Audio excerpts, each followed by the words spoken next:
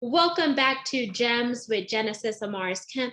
With me today is Kimberly Bell, and here's a bit about Kimberly. Kimberly Ann Bell is a native of Salisbury, Maryland.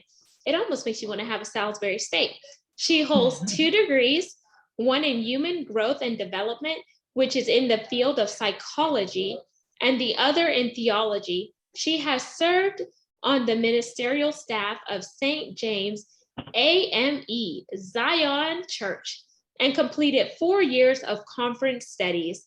She is a passionate speaker and author of The Epitome of Kimmy, Accept and Embrace It All. Through her work, she uses her personal life struggles to inspire others to never give up hope, and she provides insight into the realities that lay hidden beneath the surface of our society. She is also an advocate for mental health awareness, which is something we all need to take into consideration. She covers topics like physical, mental, emotional, and sexual abuse, as well as childhood abandonment, PTSD, which is post-traumatic stress disorder, and healing from trauma. And without further ado, please welcome Kimberly Bell to GEMS. Hi, how are you? I am doing well, Kimberly. How are you? You have some amazing things.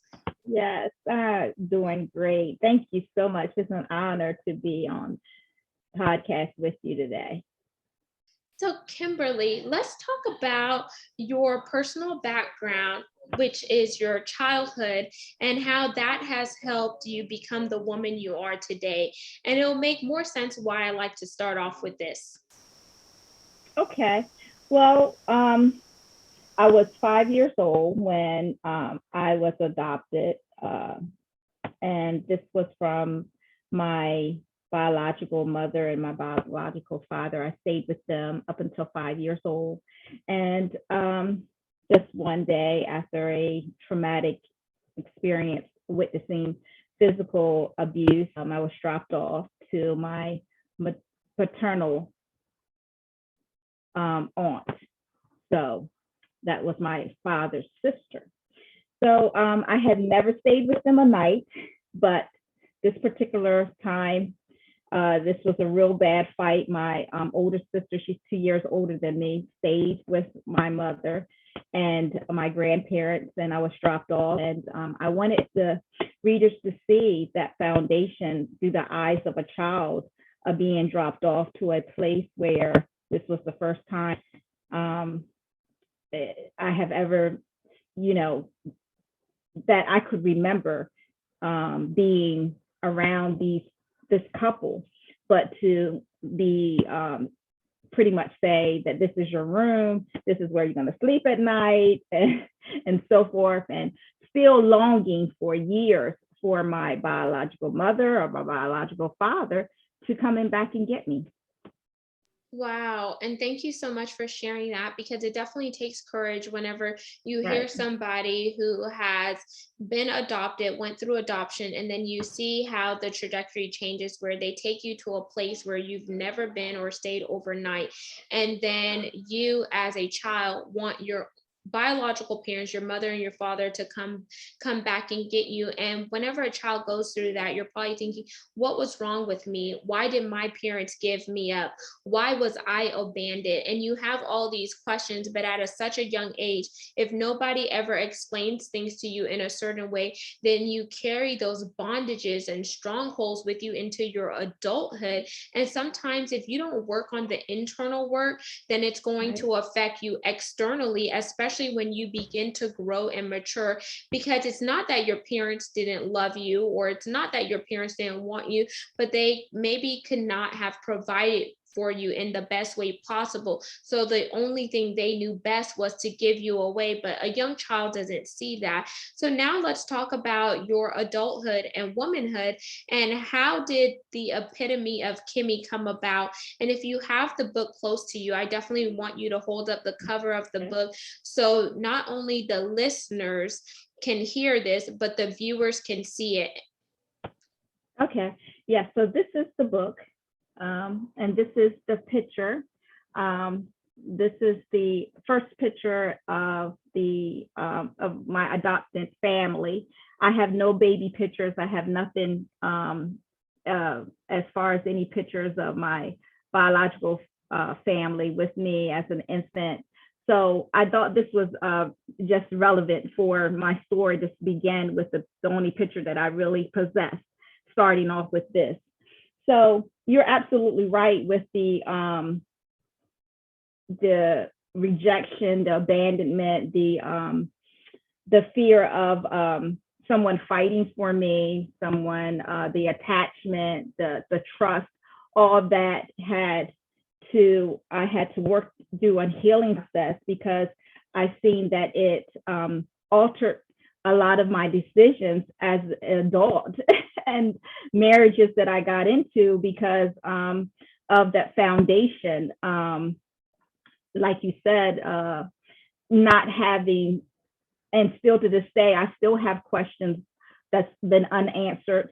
And I had to learn to accept that they may never be answered, but that does not define, my past does not define who I am.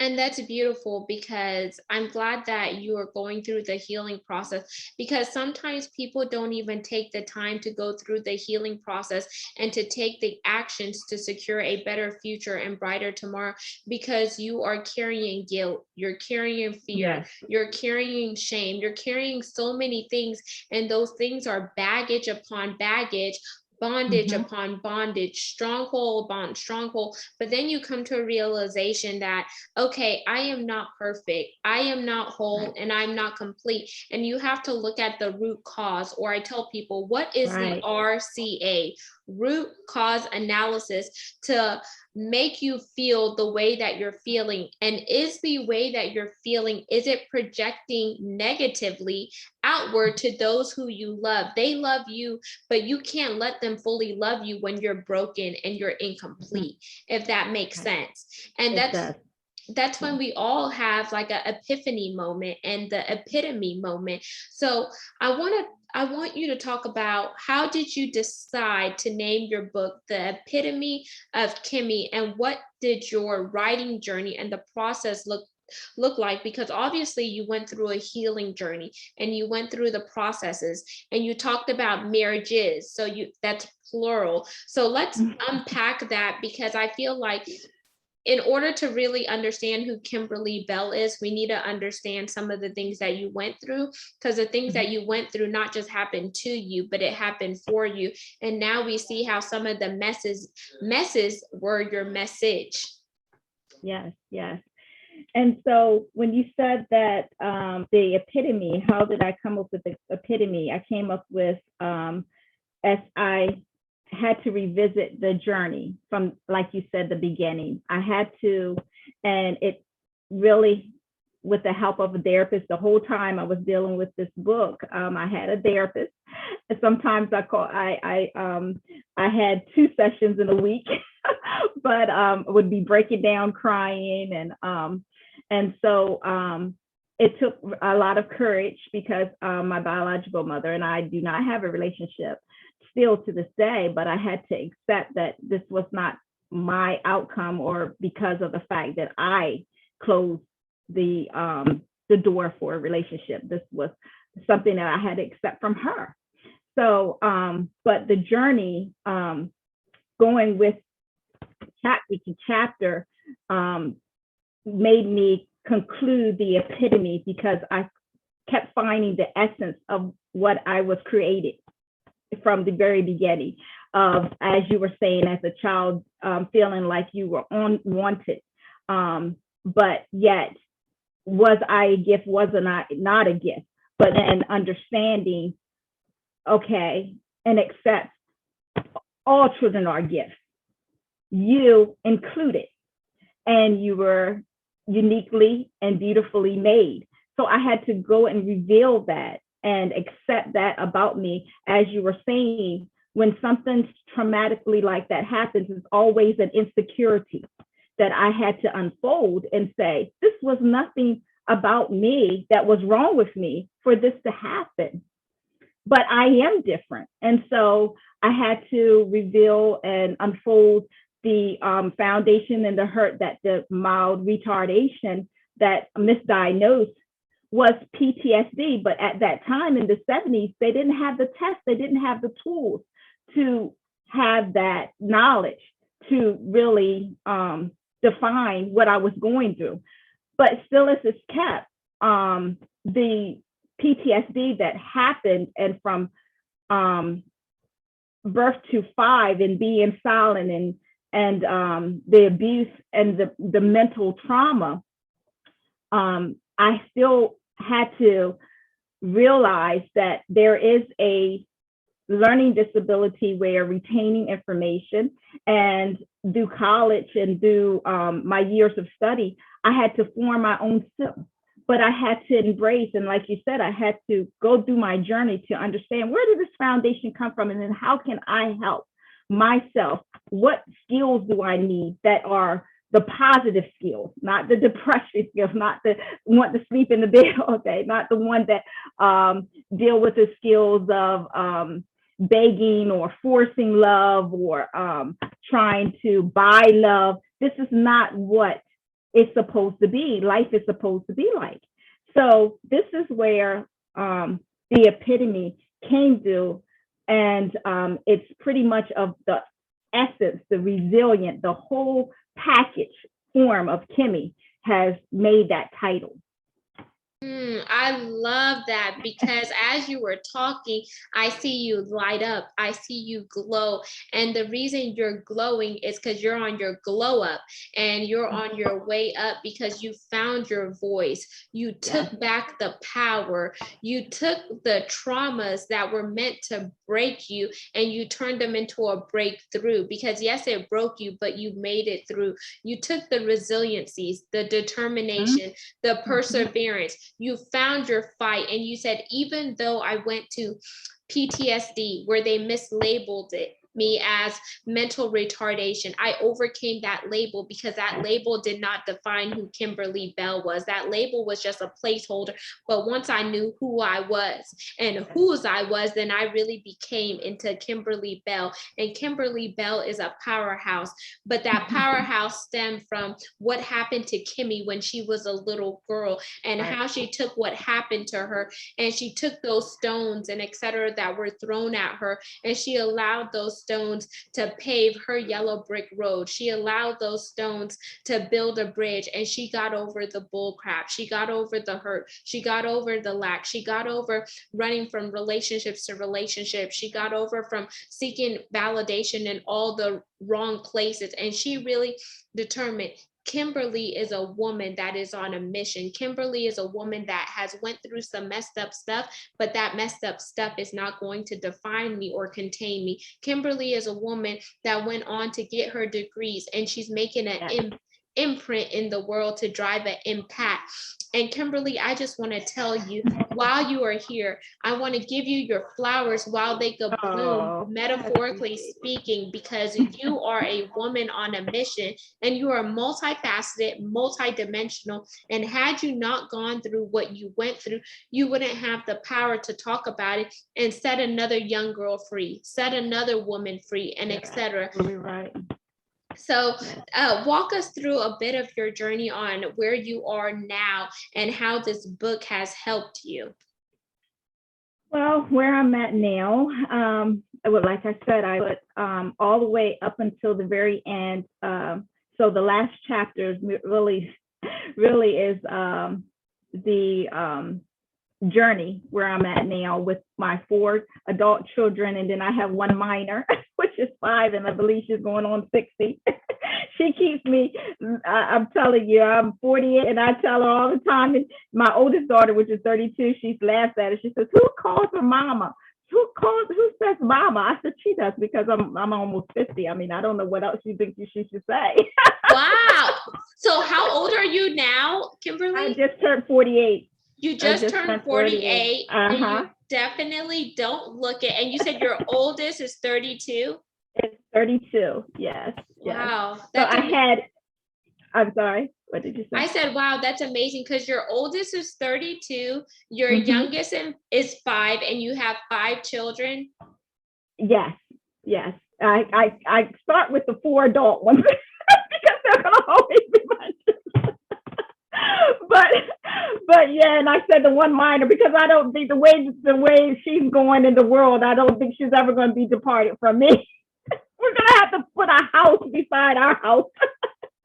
but but I was very blessed and fortunate to put all my the birth of my children in there, and which is just profound for me because I was 15 when I had Courtney, and I was July and August I was turning 16, but that was also, when you read the book, a whole new chapter in my life, because I then was told and I had to place myself into a woman's position, regardless whether mentally or physically I had to do the best I could at that time because of the choices that I made of my first sexual experience, getting pregnant.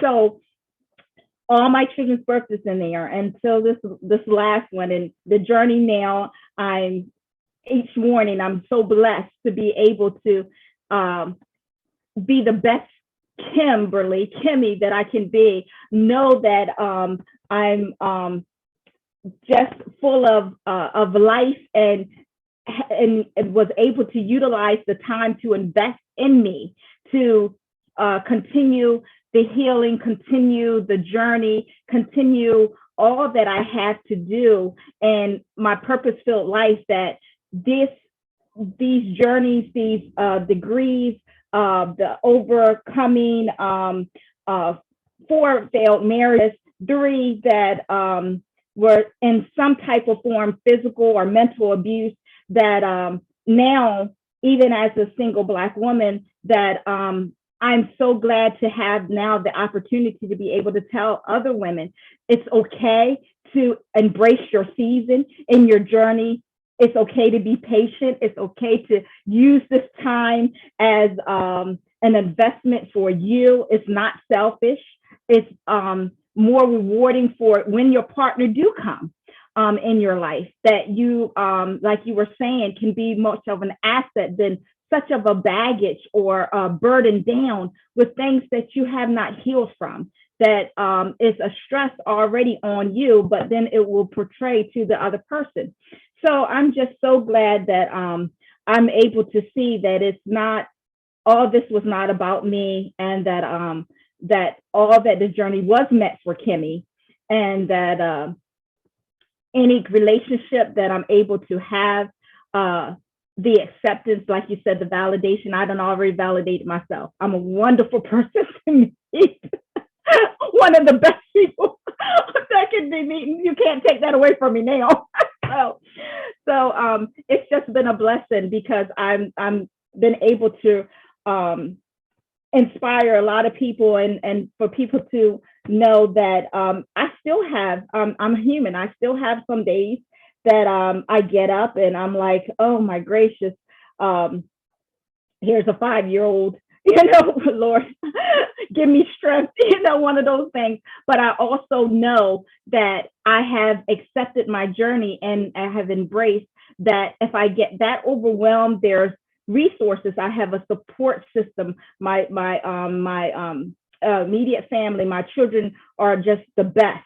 And then I have my therapist on speed dial. So if like I told her, I might be the Black Elizabeth Taylor, but the next time I get married, she'll be on speed dial. I'm going to be letting her know from the beginning, look, this is what I'm about to do, just to make sure that I'm, have everything sort of lined up to know that I have that support, and I have that place in my life that is free to vent. And like you were saying, that that now voice that was so shut down, that I was feeling like a silent cry, you have to choose to not want that type of life. And like I was telling many women, once it starts with you, like I was able to experience DUI counseling at one time, and I remember saying this little motto, help me help you. But in your own life, you have to make that choice. And I was always determined not to be bitter, but better. I was always determined not to lose love and not to lose faith. I was always determined not to lose hope. And I was definitely determined. That's why I was laughing at you when you were saying about statistics and being defined. I was determined as a little girl that I was not going to be different, that nothing was, nothing on paper was going to define who I was unless that's who I wanted to be. I was determined with that because statistics in the paper, and I put that in the book, said that I would never read or write effectively. Said that out of all my children, I was more prone to give one of my kids away or physically abuse one of my kids. So I was always making sure that my past was not going to define me, or that I was going to have a say of how my life was going to turn out. And it took work. It took me first to choosing. And like I tell everybody, once you choose, understand every choice. We make choices more than what we think we do every day. Every choice comes with a consequence. So I've learned through my acceptance and my embrace in my journey that what I choose each morning, what I choose every day, when I chose to courageously put my life on paper and go through this journey and let everybody see the journey, because some things that's in here is I'm not proud of, but it's my journey. It's my journey that I wanted other people to see, that this may be similar to what you've experienced or somebody else experienced. It's okay. It's okay to accept that this has happened. It's okay that this is now, and you can embrace it. And that's what I like, Kimberly. And thank you so much for being so candid, for being transparent, for being vulnerable and talking about your journey. Because even though it may have been hard to put your journey on paper, to put your journey in a book, and to talk about your truths, you talked about your truths and you took ownership of your truths. You were a young mother at the age of 15, turning 16. Fast forwarding, you have 5 kids and you're 48 going on 50, which is your golden birthday, and you are doing incredible things. You went through PTSD, you faced labels, you went through 4 failed marriages you talked about, but then during all of these trials and tribulations that you endured, you found out what the silver lining is. You learn how to love Kimberly for Kimberly. You learn how to love the young girl Kimmy inside of you. You learn how to take ownership and take authority back of your voice. And you learn that your past is not depicted upon your future. And even though it may have been hard, you learn that it's in those hard seasons, those chapters, those tribulations, and those trials that the test produces a testimony. You learn that there is purpose in the pain, or pain in the purpose. You learn that the mess is curating a message, and you learn that there is so much more to be grateful for. But how do you flip the script on no, and you turn no's into new opportunities, or next openings, or however you want to look at the connotation from the no as a negative to the no into a positive? And how do you look at what is in your wheelhouse, and you flip what is in your wheelhouse and you use it to your advantage versus your disadvantage? And so many times we as women and Black women, we go through life because we feel like we're obligated to be a wife, we're obligated to be a mother, we're obligated to work, we're obligated to do so many things. And the pressure of life, it's a hell of a life, and you're weighed down by society, you're weighed down by family and friends, you're weighed down for so many things. And people expect you to be a superwoman when there's no freaking cape on your back. And let's just be real. Life has challenges, but how the hell do we grab those challenges, and excuse my French, and you take those challenges and you allow those challenges to be the stairs that you climb so you could reach your level of elevation, so you could reach your highest potential. And from your highest potential, you tap into your purpose, and from your purpose, you walk into your destiny, assignment, and calling, and you have your arrived point. Because in life, if we don't tap into our dreams, our gifts, and our visions, those are going to end up in the graveyard. And there are so many gifts in the graveyard with tombstones on it because they were too afraid to step outside of their comfort zone, to step out on faith, or to do something that they wanted to do because of society, because of family, and because of this, that, and the third, that it had limited them and it conditioned them to the point where it was crippling them. Yes, you're absolutely right. You're absolutely right. as we wind down, rock star, superstar, queen, I want you to tell the listeners and the viewers once again who you are, how they could connect with you on social media, and leave them with 1 or 2 gems, because the mission of the podcast is to educate, inspire, and motivate. Well, I am Kimberly Ann Bell, and I have my first book, my baby, my memoir, The Epitome of Kimmy, My Journey, Accept and Embrace It All. You can find me at www.kimberlyann, and with the E, BELL.com. I'm on Facebook at Kimberly Ann Bell. Contact at Kimberly Ann Bell.